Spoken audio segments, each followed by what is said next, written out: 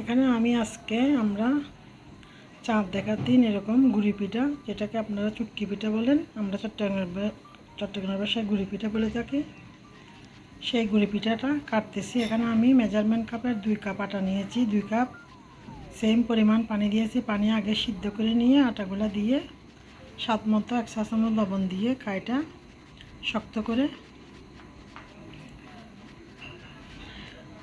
ধরে নিয়েছি। তারপর মতে নিয়ে তারপর চুটকিগুলো এভাবে, সবাই জানে গুড়ি পিঠেগুলো কীভাবে কাটতে হয়, একটু আটা বা ময়দা লাগিয়ে আমরা পিঠাগুলো কেটে নিব। তারপর এগুলো আমরা বাপে দিব।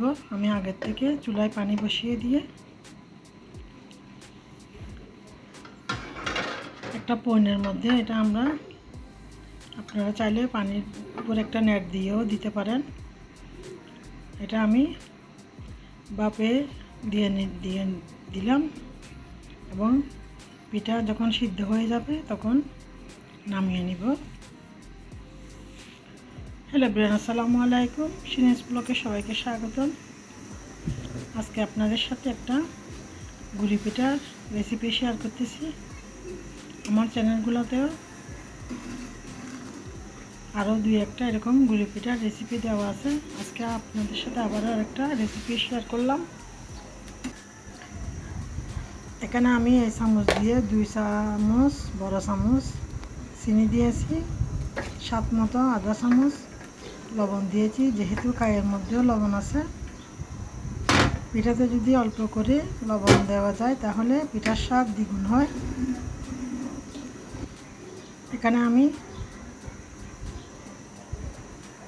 যেহেতু রোজা, বারবার একটু পরিমাণ করে চিনিগুলো দিতে হচ্ছে, সেজন্য এই চামচের সর্বসাকুল্যে আমি 2 চামচ চিনি দিয়েছি। বড় চামচ এটাতে 1 চামচ দুধ পাউডার দিয়েছি।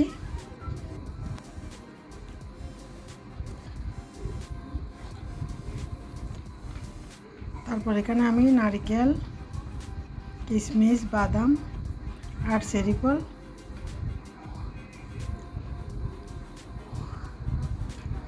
সবগুলা কুচি করে কেটে নিয়ে ভালো করে পরিষ্কার করে ধুয়ে নিয়েছি। আপনারা এখানে চাইলে তেজপাতা আর দারচিনি দিতে পারেন। এগুলো আমার পিঠার মধ্যে অনেক ঝামেলা লাগে, সেজন্য আমি দিই না। ফ্লেভারের জন্য দিতে পারেন, মাঝে মাঝে দিই, আজকে দিতে ইচ্ছে করলো না। পিঠাকে কয়েকটা ব্লক দিয়ে তুলে নেব। যেহেতু বাপে দেওয়া সিদ্ধ পিঠা, এবং বেশি নাড়াচাড়া করলেও ভাঙার কোনো সম্ভাবনা নেই। একদম প্রত্যেকটা পিঠা এরকম গোটা গোটা করে থাকবে।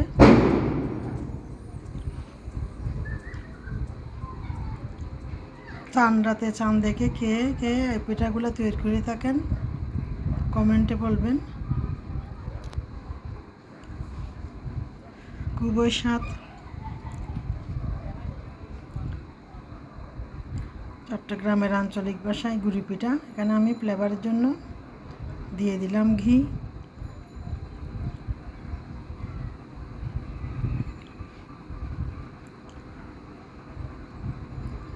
আমি যেহেতু ইফতারের পরে ভয়েস দিচ্ছি, সেজন্য একদম পিঠার প্রত্যেকটা চিনি, দুধ আর সব কিছু মিলিয়ে একদম পিঠার পারফেক্ট হয়েছে। পানি যেই ফ্রাই প্যানের মধ্যে আমি পিঠা দিলাম, সেই প্যানের মধ্যে আমি একটা বড় মগের দিয়ে 1.5 মগ পানি দিয়েছি। যেহেতু পানি যদি পরিমাণে কম দিই তাহলে পিঠা একদম টকটকে হয়ে যাবে, ভালো লাগবে না। এভাবে ছাড়া একটু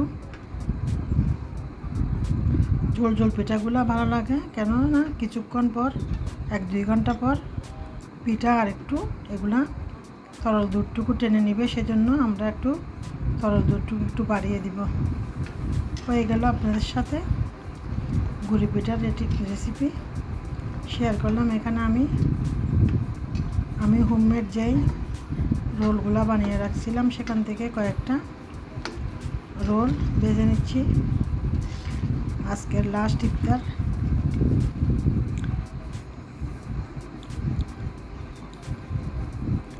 ছোট্ট করে ভিডিও শেয়ার করা, সবাই লাইক দিয়ে সাবস্ক্রাইব করে সাথে থাকুন এবং না টেনে দেখতে থাকুন।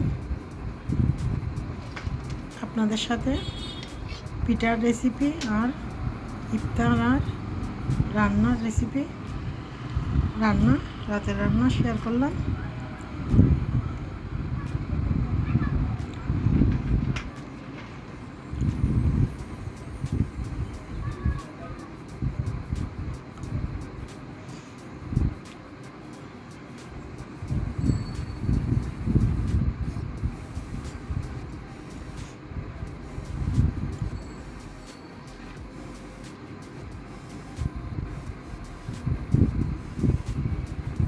পেঁয়াজগুলো এভাবে ভেজে নিলাম।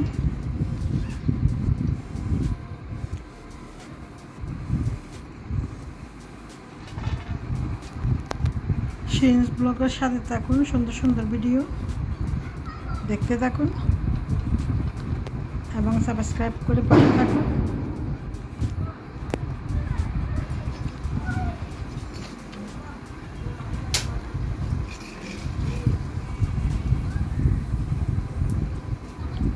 বানিয়ে নিলাম কয়েকটা, ভেজে নিলাম কয়েকটা সমোসা, ভেজে নিলাম মরিচ, বেগুনি আর পেঁয়াজও। এই তো হয়ে গেল সব মিলাইয়া আজকের ইফতার।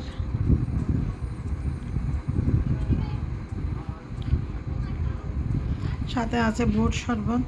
আলহামদুলিল্লাহ, শেষ রোজার ইফতার আপনাদের সাথে শেয়ার করলাম। এখানে আজকে রান্না করব মুরগির মাংস আলু দিয়ে। আগে ভাত রান্না করে নিলাম। এখানে আমি তেল, পেঁয়াজ কুচি আর বাটা মিক্স, লবণ, হলুদ, মরিচ, মশলা সব কিছু দিয়ে অল্প একটু করে পানি দিয়ে কষিয়ে নিব। আগে ভাত রান্না করে নিয়েছিলাম। এটা এখানে আমার পরিমাণ মতো সব কিছু দিয়ে দিচ্ছি, দিয়ে অল্প একটু পানি দিয়ে কষিয়ে নিব। আজকে একটাই মাত্র রান্নার আইটেম।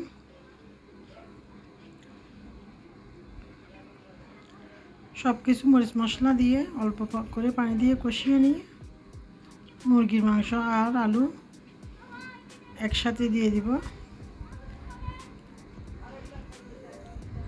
দিয়ে উপরে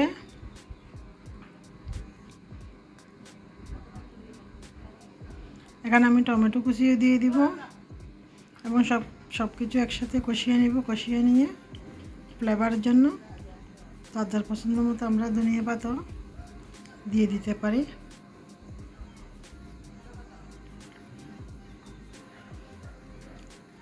এভাবে কষিয়ে নিয়ে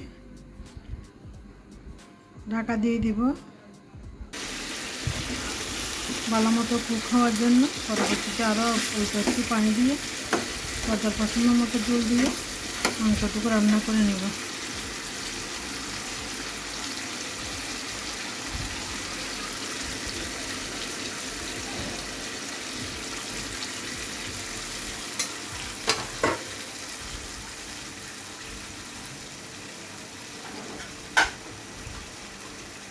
এবং ঢেকে দিব।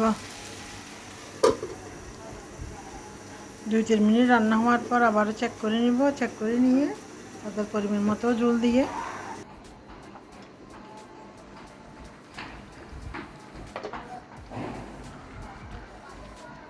টমেটো কুচি আর ধনিয়া পাতা দিয়ে দিলাম। আর একটু ফ্লেভারের জন্য একটু গরম মশলা পাউডারে দিয়ে দিলাম।